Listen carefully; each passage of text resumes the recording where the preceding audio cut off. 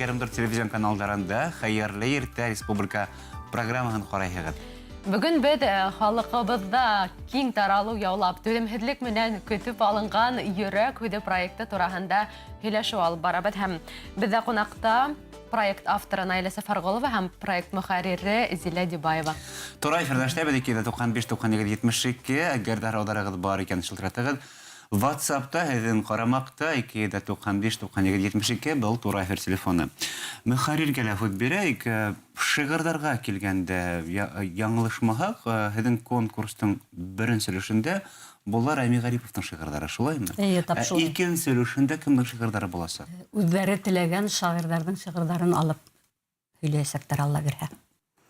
Яҙҙыралар махсус рәүештә шиғырҙарҙы күптәр, үҙҙәрен борсоған темаларҙы күтәреп сығыр өсөн, улар шағирҙәргә мөрәжәғәт итеп, яңы әҫәрҙәр тыуҙыралар, шиғриәт әҫәрҙәре тыуҙыралар. Беҙгә яҙғандар билеттар һатыуға сығарыламы һәм ҡайҙа буласаҡ һеҙҙең кисәге тип һорағандар? Алла бирһә, быйылғы йылда Йөрәк һүҙе рәми Башҡорт дәүләт опера һәм балет театрына ҡайтасаҡ. Беҙ инде бик тулҡынланып ул бинаға әҙерлек эштәре театр менән алып барабыҙ уже тип әйтте. Шунан һуң нисек? Улар да беҙҙе матур итеп ҡабул иттеләр, бына риза булып шул тиклем һағындыҡ һеҙҙе тип шундай матур теләктәр, матур һүҙҙәр менән ҡаршы алдылар инде. Беҙ ошо Башҡорт дәүләт опера һәм театрында үткәрергә теләк белдергәс, улар ҡолас йәйеп ҡаршы алдылар. Тәүҙә беҙ ошо театр бинаһынан башлағанныҡ бит инде, тәүге аҙымдарыбыҙҙы. Йөрәк һүҙенең быйылғы финалы башҡа йылдарҙағы кеүек буласаҡмы, әллә үҙгәрештәр көтөләме ниндәйҙер? Үҙгәрештәр көтөлә, әммә уның форматы шулай уҡ ҡала. Уның форматы шулай уҡ бәйге.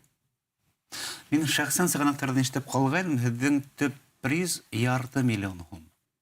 Ул беҙҙең һәр ваҡыт шулай ошо кимәлдә булды. Финанс яҡтан килгәндә бына бағыусыларығыҙ бармы? Тимәк, әгәр дә һеҙ бына ижади конкурстың $500 000 приз бирәһегеҙ икән, тимәк, бағыусыларығыҙ да бар.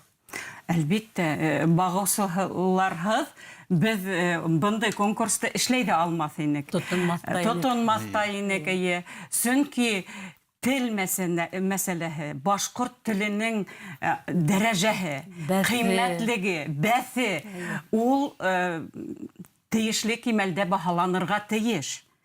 Мына миңә әйтеүселәр булды. Ни өсөн Найля апай беренсе урынға бына шул тиклем 500